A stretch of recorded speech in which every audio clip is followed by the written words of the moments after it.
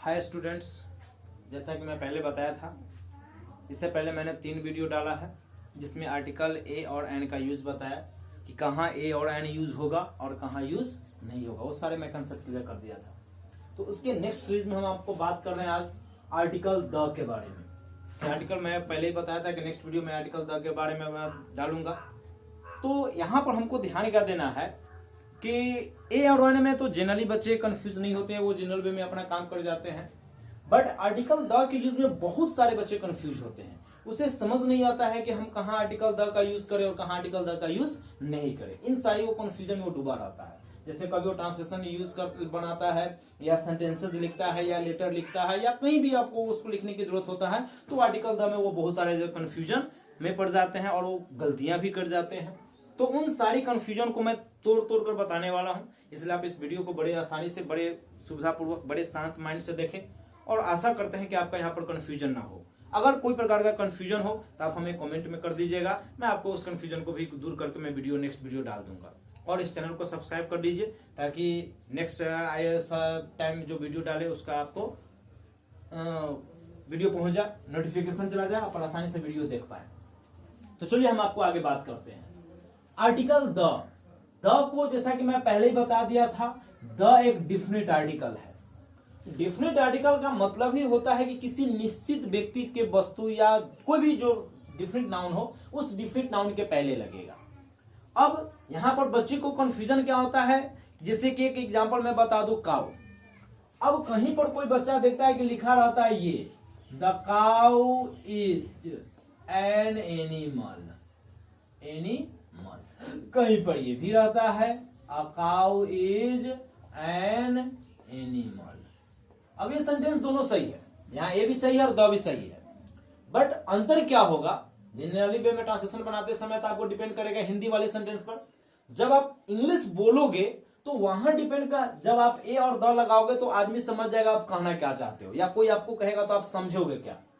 यहां पे क्या कहता है, जो ही कहा कि the cow is an animal, इसका मतलब ये हुआ कि कोई जाति, पूरे गाय जाति का बोध करा दिया। ये क्या कर दिया, पूरे गाय जाति का बोध कर दिया। और पूरे गाय जाति का बोध करा के बता रहा है कि गाय क्या है, जानवर है, जो डिफरेंट माने फिक्स जात का बोध करा दिया। लेकिन अ काउ लिखने का मतलब क्या हुआ, कोई भी गाय जो निश्चित नहीं है। यहां पर हो गया कोई भी गाय जो निश्चित नहीं है। यहां पर दोनों सही होता है, इसमें कोई दिक्कत नहीं है। बट हम इससे यहां से ज्यादा कंफ्यूजन आगे हमारा निकल के आएगा, जिसको मैं आगे आपको चर्चा करने वाला हूं, ध्यान दीजिएगा। तो द का यूज हम कहां करेंगे, जो निश्चित हो, जो विशेष है या जिसकी चर्चा पूर्व में की जा चुकी है। अब कहिएगा कि निश्चित कैसे पता चलेगा, कि हम कैसे समझेंगे कि कोई निश्चित है या कोई निश्चित नहीं है।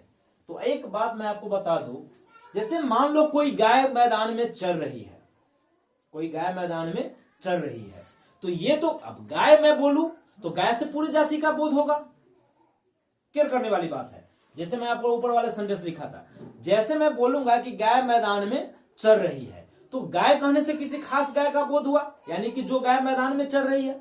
लेकिन वो गाय से पूरे जाति का भी बोध हो रहा है, यानी पूरे जाति का विशेष का बोध पूरे जाति का बोध कराने के साथ साथ किसी वो खास जाति गाय का बोध करा दिया। और जब कोई सिंगुलर कॉमन नाउन से पूरे जाति का बोध कराता है और साथ ही साथ किसी खास का बोध करा देगा, तो वहां पर आर्टिकल द का यूज हो जाएगा। यहां पर आप कहेंगे द काउ इज ग्रेजिंग, कर दो, चल रही है, the cow is grazing in the field. जरा ध्यान दीजिएगा, यानी यहां पर गाय मतलब पूरे गाय जाति का बोध करा दिया। और ये निश्चित है, जो गाय मैदान में चल रही है, मैं उस गाय के बारे में बात कर रहा हूं, तो पूरे जाति का भी बोध करा दिया और साथ ही साथ किसी डिफिनिट का भी बोध करा दिया। तो यहां पर आर्टिकल द का प्रयोग सही होगा। अगर कोई बच्चा यहां पर आर्टिकल ए का यूज करेगा तो ये सेंटेंस आपका गलत हो जाएगा, ये सेंटेंस आपका सही नहीं होगा। अब चलिए, तो निश्चित भी है, विशेष भी है। अब आया जिसकी चर्चा पूर्व में की जा चुकी है। अब जिसकी चर्चा पूर्व में, जैसे मैं आपको बता दूं, आई हैव अ पेन, ठीक है, आई हैव अ पेन। यहां पर पता नहीं कि कौन सा पेन है, इसलिए यह डिफरेंट नहीं है। आई हैव अ पेन, मेरे पास एक कलम है, मेरे पास कलम है। अब मैं इस पेन की चर्चा दोबारा करूं। अब जैसे यहां पर कह रहा हूं पेन इज कॉस्टली, जरा ध्यान दीजिएगा, पेन इज कॉस्टली।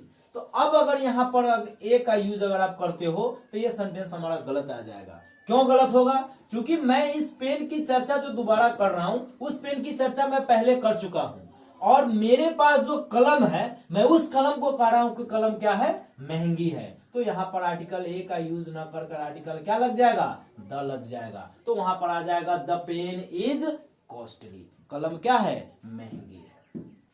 तो आपको स्पष्ट है कि जो निश्चित भी है, जो विशेष भी है, या जिसकी चर्चा पूर्व में की जा चुकी है उसके पहले भी आर्टिकल हम लोग क्या लगाते हैं, द लगाते हैं। जैसे मैं आपको बता दूं, जैसे कोई कहता है कि आई सॉ अ लेडी, मैंने किसी औरत को देखा, मैंने औरत को देखा, तो वहां पर वो पूर्व में चर्चा नहीं हुआ है। मैं आपसे चर्चा कर रहा हूं कि मैं कहीं जा रहा था, रास्ते में किसी औरत को देखा, तो आप उस बेहद औरत की चर्चा मैं फर्स्ट टाइम कर रहा हूं, तो वहां पर आर्टिकल ए या एन का यूज होगा। तो वहां पर बोलेंगे आई सॉ अ लेडी। अब उस लेडी का यूज मैं दोबारा कर रहा हूं, सेकेंड टाइम यूज कर रहा हूं कि औरत सुंदर थी, तो वहां पर हम सेंटेंस क्या बोलेंगे, द लेडी वॉज ब्यूटीफुल। क्योंकि यहां पर लेडी की चर्चा मैंने सेकेंड टाइम किया, तो सेकेंड टाइम करेंगे तो वहां पर आर्टिकल क्या लग जाएगा, द लग जाएगा। एक और एग्जांपल देखिए, जैसे कि आप यहां पर बोलिएगा कि आई बॉट बाइक। अब यहां पर बाइक की चर्चा मैं फर्स्ट टाइम कर रहा हूं, तो यहां पर द नहीं लगेगा। यहां पर हम बोलेंगे I bought a bike, the bike नहीं होगा, आई बॉट अ बाइक। अब मैं दोबारा बाइक की चर्चा करूं, बाइक पुरानी है या बाइक पुरानी थी, तो जब दोबारा मैं चर्चा करूंगा तो यहां पर आर्टिकल द लग जाएगा। तो क्या बोलेंगे, the bike is old, the bike is second hand. तो जो हमको कहना होगा सेकेंड टाइम में चर्चा किया, तो सेकेंड टाइम में मैंने उस नाउन के पहले क्या कर दिया, आर्टिकल द लगा दिया। तो वही यहां पर कहा है कि जिसकी चर्चा पूर्व में की जा चुकी हो उसके पहले हम लोग आर्टिकल क्या लगा देंगे, द लगा देंगे। तो आशा करते हैं कि ये कंसेप्ट आपको क्लियर होगा। मैं एक और एग्जांपल दे रहा हूं, जैसे मैं बोलूं कि कोई लड़का मेरा कलम चुरा लिया, समवन, या कोई आदमी चुरा लिया, someone has stolen my pen, someone has stolen my pen, कोई आदमी मेरा कलम चुरा लिया। अब कलम की चर्चा मैं पहली बार किया हूं, तो यहां तो द का प्रश्न ही नहीं बनता हूं। अब मैं कह रहा हूं जो कलम महंगी थी, चाहे गोल्डन थी या हाँ एक्सपेंसिव थी बोलिए, तो the pen was expensive, the pen was costly. तो मैं सेकेंड टाइम चर्चा किया, द का यूज कर दिया। वहीं पर कहिएगा बाढ़ में कोई घर गिर गया, तो घर पहली बार चर्चा कीजिएगा तो उसके पहले आर्टिकल ए या एन लगेगा, द नहीं लगेगा। अब वही में कहिएगा घर पुरानी थी, तो घर का यूज दोबारा कीजिएगा तो उसके पहले आर्टिकल द लग जाएगा। चलिए, तो हम आपको नेक्स्ट पॉइंट पर चर्चा करते हैं। तो आशा करते हैं कि ये समझ में आया, निश्चित में समझ जाइए। जैसे मैं गाय पर निबंध लिखता हूं, काउ पर ऐसे लिखो, तो पहली बार जब चर्चा कीजिएगा तो वो पूरे जाति का तो बोध कराया, बट वो किसी विशेष का बोध नहीं कराया, खास का बोध नहीं कराया, निश्चित का बोध नहीं कराया। तो हम जो वहां स्टार्ट करेंगे ऐसे का, तो वहां स्टार्ट करेंगे a cow is 4 footed animal या एन एनिमल। वहां पर हम चर्चा करेंगे कौन जी से, अ काउ से। अब जब मैं दोबारा चर्चा करूंगा कि गाय उपयोगी होती है, तो नाउन का चर्चा दोबारा हो जाएगा, तो वहां पर लग जाएगा कौन सी, द काउ इज यूजफुल, गाय उपयोगी होती है। तो एग्जांपल तो सफिशिएंट है, आशा करते समझ में आ गया होगा। चलिए मैं नेक्स्ट पॉइंट की चर्चा करता हूं। सेकेंड पॉइंट कहता है कंपैरेटिव डिग्री। अब याद रखिएगा, क्योंकि जनरल वे में लोग जानता है कि कंपैरेटिव डिग्री का पहले आर्टिकल द नहीं लगता है, ये कंसेप्ट मैं क्लियर कर रहा हूं, इसलिए ध्यान दीजिएगा। सही बात है, कंपैरेटिव के पहले आर्टिकल द का यूज नहीं होता है, बट एक सिचुएशन बनता है जनरल वे में। कंपैरेटिव का जो सेंटेंस मैं आपको लिख के दिखा दूं तो ये होता है I am better than you. अब देखो कंपैरेटिव डिग्री हो गया बेटर, तो बेटर के पहले मैंने आर्टिकल द नहीं लगाया है। बट एक सिचुएशन बनता क्या है कि जब मैं किसी कंपैरेटिव डिग्री से सिलेक्शन करूंगा, चुनाव करूंगा, दो में से एक का चुनाव करूंगा, तो उस कंपैरेटिव के पहले आर्टिकल द का यूज होगा। तो वो मैंने पॉइंट में यहां बना दिया है कि कंपैरेटिव डिग्री से पूर्व द आदि से पूर्व सिलेक्शन का बोध हो। कंपैरेटिव डिग्री से पूर्व द का यूज करते हैं, थोड़ा लैंग्वेज बना दीजिए। कंपैरेटिव डिग्री से पूर्व द का प्रयोग तब होता है जब उससे सिलेक्शन का बोध होता है, यानी कि चुनाव का। जैसे मैं एक सेंटेंस लिखा हूं, he is the stronger of the two, मतलब क्या हुआ, दो गो लड़का है और दो लड़का में सब कह रहे हैं कि यह लड़का ज्यादा मजबूत है। मान लीजिए अब आपके पास दो मोबाइल है, आप दो मोबाइल लेकर बात करते हो और आप कहते हो कि ये मोबाइल इस मोबाइल से ज्यादा महंगी है, तो आप कहिएगा this mobile is costlier of two, मतलब इस दो मोबाइल में से ये मोबाइल क्या है, महंगी मोबाइल है। दो लड़का है, उसमें से कोई एक लड़का ज्यादा मजबूत है, तब आप कहते हैं he is the stronger of the two, वो दोनों में से क्या है, ज्यादा मजबूत है। तो मैं दोनों में से क्या कर रहा हूं, सिलेक्शन कर रहा हूं, चुनाव कर रहा हूं, चुन रहा हूं कि कौन ज्यादा मजबूत है और कौन कम मजबूत है। एक और एग्जांपल मैंने यहां पर लिख रखा है, this is the better of the two novels, मतलब दो नोवेल रखा हुआ है। अब मान लो मैकडोनाल्ड का नोवेल रखा हुआ है, विलियम शेक्सपियर का रखा हुआ है, तो मैं विलियम शेक्सपियर का नोवेल लेकर बोलता हूं कि this is the better of the two novels, यानी मैकडोनाल्ड और क्या कहते हैं कि विलियम शेक्सपियर है और उसमें से मैं विलियम शेक्सपियर को ज्यादा बढ़िया बताता हूं।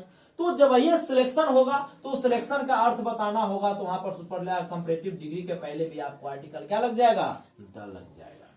चलिए, तो याद रखना है कि जनरल वे में कंपैरेटिव के पहले आर्टिकल द नहीं लगता। एग्जांपल यहां पर मैंने लिख दिया, बट अगर कंपैरेटिव डिग्री से सिलेक्शन होगा, चुनाव होगा, दो में से एक को चुनने का अर्थ होगा, तो वहां कंपैरेटिव के पहले भी आर्टिकल द यूज कर लेंगे।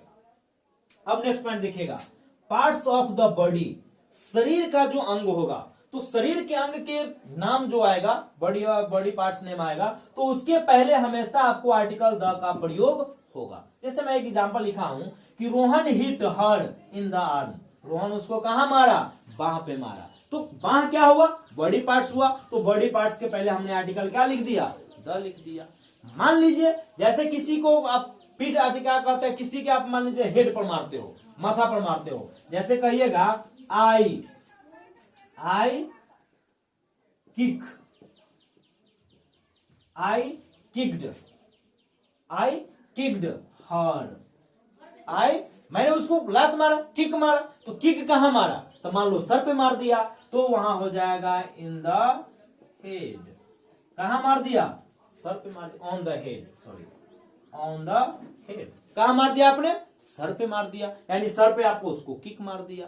तो कहीं भी याद रखना है कि हमारा बॉडी पार्ट्स जो ही आएगा, तो बॉडी पार्ट्स के साथ आपको आर्टिकल क्या लगाना है, द लगाना है। तो यहाँ पर एक कॉन्सेप्ट याद रखना है कि जहां भी बॉडी पार्ट्स नेम आएगा, बॉडी पार्ट्स नेम के साथ हम लोग आर्टिकल द लगेगा, तो मतलब लगेगा। चलिए नेक्स्ट, सुपरलेटिव डिग्री से पूर्व, ये तो सारे बच्चे जानते हैं, हम सब आदमी यूज करते हैं कि जहां भी सुपरलेटिव आएगा तो बिना द का तो होगा नहीं। सुपरलेटिव डिग्री है मतलब उसके पहले एडजेक्टिव के पहले आर्टिकल द लगेगा। जैसे मैं यहां पर बोला हूं I am better than you, मैं तुमसे बढ़िया हूं। अगर मैं इसी को यहां पर ये बोलू I am the best boy, मैं सबसे बढ़िया लड़का हूं। अब यहां पर देख लो, बेस्ट क्या हो गया, एडजेक्टिव है, सुपरलेटिव है, तो सुपरलेटिव एडजेक्टिव के पहले आर्टिकल द लग जाएगा। किसी को आप कहिएगा दिस पेन, एक और एग्जांपल देख लीजिए, मैं ये बोलूं दिस पेन इज द ओर्स्ट, है ना, हने दीजिए, दिस पेन इज द ओर्स्ट, यह कलम सबसे बेकार है। बैड का होता है बैड, ओर्स्ट, बैड का सुपरलेटिव डिग्री होता है ओर्स्ट। तो जो ही मैंने यहां पर सुपरलेटिव डिग्री लाया, तो सुपरलेटिव के पहले हमने आर्टिकल क्या कर दिया, द का यूज कर लिया। चलिए नेक्स्ट पॉइंट पे चर्चा करते हैं। सिंगुलर नाउन से पूर्व द का प्रयोग होने पर वह उस जाति विशेष का बोध होता है। तो यहां पर इस चीज की हम चर्चा कर चुके हैं कि जो ही मैं सिंगुलर नाउन, जैसे मैं एक एग्जांपल लेता हूं, कुत्ता की चर्चा करता हूं,